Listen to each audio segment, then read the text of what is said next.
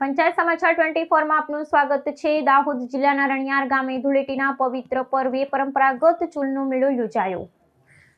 આ અનોખા મેળામાં શ્રદ્ધાળુઓએ પોતાની માનતા પૂર્ણ કરવા માટે ધગધગતા અંગારા ઉપર ખુલ્લા પગે ચાલીને પોતાની અતૂટ આસ્થા વ્યક્ત કરી હતી।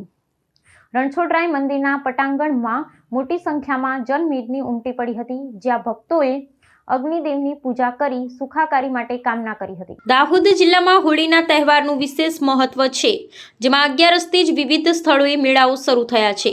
રણિયાર ગામે યોજાતો ચૂલનો મેળો સમગ્ર પંથકમાં આકર્ષણનું કેન્દ્ર ગણાય છે। રોજગાર અર્થે બહાર ગયેલા લોકો પણ આ દિવસે વતનમાં પરત ફરી પરંપરાગત મેળામાં ઉત્સાહભેર ભાગ લે છે।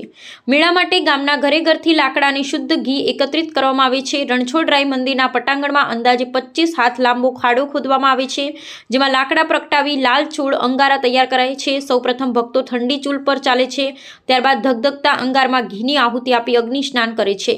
શ્રદ્ધાળુઓ પવિત્ર સ્નાન બાદ ભીના કપડામાં અંગારાનું 5 ફેરા ફરે છે અને પછી તેના પર દોડી પોતાની બાધા પૂર્ણ કરે છે। માન્યતા છે કે સાચી શ્રદ્ધા હોય તો અંગારા પર ચાલવા છતાં કોઈ ઈજા થતી નથી। સારા વરસાદ અને પશુધનની રક્ષા માટે વર્ષો જૂની આ પરંપરા આજે પણ ભક્તિભાવ સાથે જળવાઈ રહી છે। મંદિરની અંદર રણછોડજીના મંદિરમાં હોળીના બીજા દિવસે ધૂળેટીના દિવસે ચૂલનો મેળો ભરાય છે।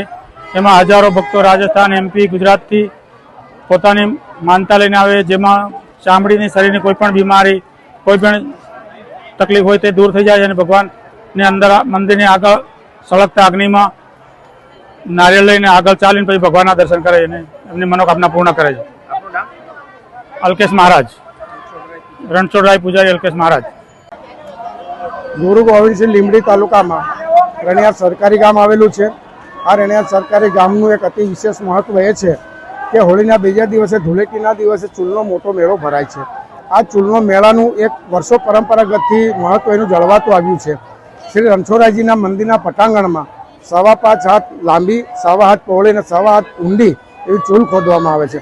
આ ચૂલની અંદર 2 પ્રકારની ચૂલ ચાલવામાં આવે છે, ઠંડી ચૂલ અને ગરમ ચૂલ। ઠંડી ચૂલ એ સળગાતા પહેલાં ચાલવામાં આવે છે। ગરમ ચૂલ એની અંદર 12 થી 15 મણ જેટલા બાવળના લાકડા સળગાવવામાં આવે છે। આ લાકડા સળગી ગયા પછી તેના ધગધગતા અંગારાની અંદર શુદ્ધ ઘી હોમવામાં આવે છે। આ ઘી હોમ્યા બાદ તેની અંદર જ્વાળા ઉત્પન્ન થાય છે। આ જ્વાળાની અંદર દાહોદ જિલ્લાના, રાજસ્થાન અને મધ્યપ્રદેશની બોર્ડરના ભક્તજનો જે પોતાની માનતા લઈને આવતા હોય છે, તેઓ ખુલ્લા પગે હાથમાં જળ અને શ્રીફળ લઈ અને પવિત્ર થઈ અને આની અંદર ધગધગતા અંગારાની અંદર ખુલ્લા પગે ચાલતા હોય છે।